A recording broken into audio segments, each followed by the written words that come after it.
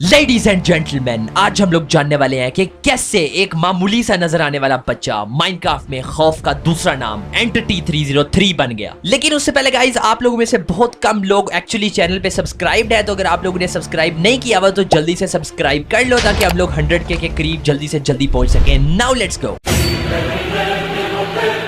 तो हमारी कहानी स्टार्ट होती है एक अंधेरी रात से, जहां पर हर तरफ अंधेरा ही अंधेरा था। जोरों शोर से बारिश जारी थी और बादल गरज चमक रहे थे। लेकिन उसी अंधेरी रात में एक पिलिजर विलेज को रेड करने के बाद अपने घर की तरफ वापस जा रहा था। लेकिन तभी उसे एक केव से रोने की आवाज सुनाई दी। वो बहुत परेशान हुआ कि इतनी रात में यहाँ पे भला कौन हो सकता है। तो उसने फैसला किया कि वो जाके देखेगा कि यहाँ पर क्या है। जैसे ही वो उस केव के अंदर एंटर हुआ तो वो देख के दंग रह गया कि वहां पर एक बच्चा था जो कि रोए जा रहा था। फिर उसने सोचा कि इतनी रात को यहाँ पर भला किसी बच्चे को कौन छोड़कर जा सकता है। लेकिन वो पिलिजर दिल से एक अच्छा इंसान था, तो उसने ये फैसला किया कि वो इस बच्चे को अपने साथ अपने घर ले जाएगा। लेकिन उस पिलिजर को ये नहीं पता था कि जिस बच्चे को वो अपने साथ लेकर जा रहा है वो कोई मामूली बच्चा नहीं बल्कि एंटिटी 303 है।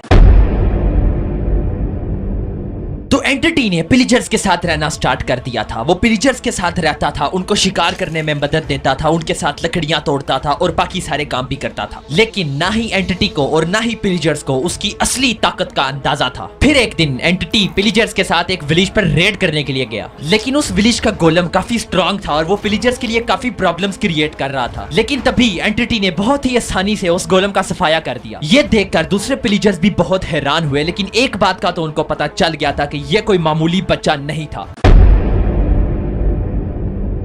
अब कई साल गुजर चुके थे और एंटिटी की पावर और भी ज्यादा इंक्रीज हो चुकी थी और वो इस पिलिजर आउटपोस्ट का लीडर बन चुका था। लेकिन ये सब एंटिटी के लिए इनफ नहीं था, उसे और भी ज्यादा पावर चाहिए थी। इसलिए उसने एक एक करके सारे पिलिजर्स को मारना शुरू कर दिया। वो सारी दुनिया पर खुद ही कब्जा करना चाहता था और इस तरह उसने सारे पिलिजर्स का खात्मा कर दिया। अब वो इस पिलिजर आउटपोस्ट पर अकेला बचा था। लेकिन वो यहाँ पर रुका नहीं, बल्कि उसने पूरी की पूरी पिलिजर आउटपोस्ट को भी डिस्ट्रॉय कर दिया। फिर वो वहां से निकल गया और पावर की खोज में उसके जहन में सिर्फ एक ही मकसद था, किसी भी तरह इस दुनिया का सबसे ताकतवर आदमी बनना। अब और भी कई साल गुजर चुके थे और एंटिटी और भी ज्यादा स्ट्रांग हो चुका था। लेकिन उसको पता था कि जब तक वो एंडर ड्रैगन को नहीं हरा देता तब तक वो इस दुनिया का सबसे ताकतवर शख्स नहीं बन सकता। काफी अरसा मेहनत करने के बाद उसने फाइनली वो सारे वेपन्स इकट्ठा कर लिए थे जो कि उसको एंडर ड्रैगन के साथ फाइट में काम आने वाले थे। और अब वो बिल्कुल रेडी था एंडर ड्रैगन को हरा कर इस दुनिया का सबसे ज्यादा पावरफुल आदमी बनने के लिए। लेकिन जैसे ही वो एंड के अंदर दाखिल हुआ तो उसके ऊपर एंडर ड्रैगन और एंडरमैन ने इकट्ठे अटैक कर दिया। उसको पता था कि ये उसके लिए बिल्कुल भी आसान नहीं होने वाला। फिर उसने एक एक करके सारे एंड क्रिस्टल्स को डिस्ट्रॉय करना स्टार्ट किया, बिकॉज़ उसको पता था कि एंडर ड्रैगन अपनी सारी पावर्स जो है वो एंड क्रिस्टल से लेता है। और इनको डिस्ट्रॉय करते करते एंटिटी ऑलमोस्ट अपनी जान से हाथ धो बैठा। लेकिन एंटिटी को रोकना बहुत मुश्किल था और इसी तरह उसने सारे एंड क्रिस्टल्स को डिस्ट्रॉय कर दिया। और फिर हुई वो epic fight start, Ender Dragon versus entity 303।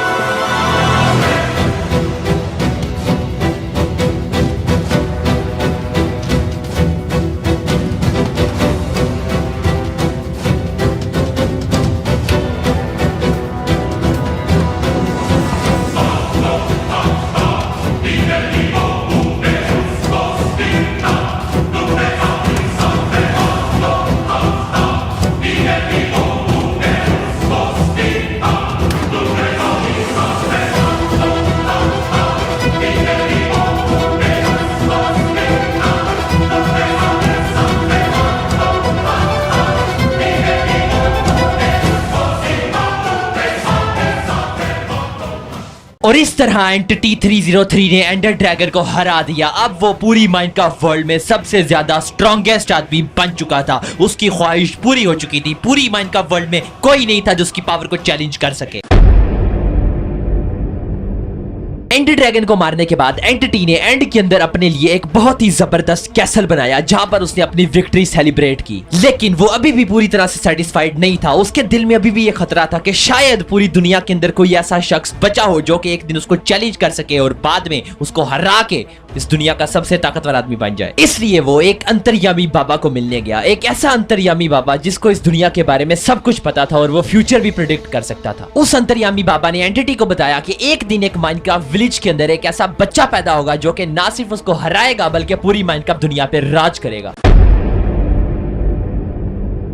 उस अंतर्यामी बाबा की प्रेडिक्शन सुनने के बाद एंटिटी 303 के दिल के अंदर अब खौफ पैदा हो गया था। वो नहीं चाहता था कि माइनक्राफ्ट की विलेज में कोई ऐसा बच्चा पैदा हो जो कि एक दिन उसको हराए। फिर उसने जो किया वो कोई सोच भी नहीं सकता था। उसने एक एक करके माइनक्राफ्ट के सारे विलेजेस को डिस्ट्रॉय करना स्टार्ट कर दिया और सारे विलेजर्स को मारना शुरू कर दिया ताकि किसी भी विलेज के अंदर कोई भी बच्चा ना पैदा हो सके जो कि फ्यूचर में उसको चैलेंज कर सके। फिर एक दिन वो कहीं से गुजर रहा था तो उसको वही अंतर्यामी बाबा मिला जिसने उस बच्चे के बारे में प्रेडिक्शन की थी। उस बाबा ने एंटिटी 303 को बताया कि तुम जो मर्जी कर लो लेकिन फिर भी तुम उस बच्चे को पैदा होने से नहीं रोक सकते जो कि तुम्हें हराएगा और माइनक्राफ्ट की दुनिया को तुम्हारे से मुक्ति दिलवाएगा। ये सब सुनने के बाद एंटिटी गुस्से से लाल पीला हो गया और उसने वहीं पर उस बाबा को खत्म कर दिया। फिर एंटिटी यहाँ पर नहीं रुका बल्कि उसने माइनक्राफ्ट में सारे विलेजेस को डिस्ट्रॉय करने के बाद माइनक्राफ्ट में जितने भी पिलिजर आउटपोस्ट थे उनको भी डिस्ट्रॉय कर दिया ताकि इस दुनिया में कोई भी उसको चैलेंज ना कर सके। ये सब होने के बाद माइनक्राफ्ट की पूरी दुनिया दहशत में थी। लोग खतरे से कांप रहे थे, विलेजेस जल रहे थे, लोगों को नहीं पता था कि अब उनके साथ क्या होने वाला है। एंटिटी 303 की दहशत हर तरफ फैल चुकी थी। ये सब कुछ करने के बाद एंटिटी खुश था। उसको ये लग रहा था कि उसने अपना फ्यूचर सिक्योर कर लिया है, कोई भी फ्यूचर में उसको चैलेंज नहीं करेगा, ना ही कोई उससे स्ट्रॉन्ग बच्चा माइनक्राफ्ट में पैदा होगा। लेकिन किस्मत को कुछ और ही मंजूर था। फिर उसके बाद क्या हुआ? उसके बाद वही हुआ जिसकी उस बाबा ने कई साल पहले प्रेडिक्शन की थी। माइनक्राफ्ट की दुनिया में एक ऐसा बच्चा पैदा हुआ जिसने फ्यूचर में जाके एंटिटी 303 को चैलेंज किया और उसके बाद उसको हरा कर माइनक्राफ्ट की पूरी दुनिया को एंटिटी के श्राप से मुक्त करवाया। लेकिन ये सब कुछ हुआ कैसे? सो गाइस, ये जानने के लिए आप लोगों को मेरी लास्ट वीडियो देखनी पड़ेगी जिसका लिंक आपको डिस्क्रिप्शन के अंदर मिल जाएगा। जल्दी से जाके वो चेकआउट कर लो तो आप लोगों को पूरी स्टोरी की समझ आ जाएगी।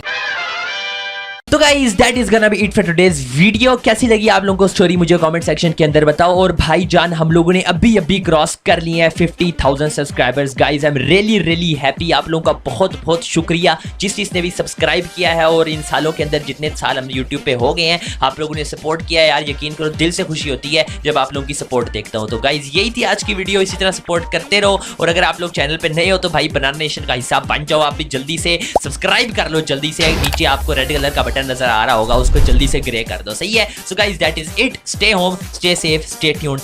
Bye. Without a travel visa, I say hi, smoking on that gasolina. And when a Filipina tells me Malakita, I put two and two together like a ballerina. This music is more than a paycheck, no money in the bank 'cause I make sense. I put in work till I'm brain dead. I spit a fast soul like a breaknecks, and the crowd goes wild. Mayhem. We get it poppin', homie, day and night. Got the party jumping, about to break the ice. Stay up on my grind, that's my way of life. I got tunnel vision, I'ma chase that ray of light.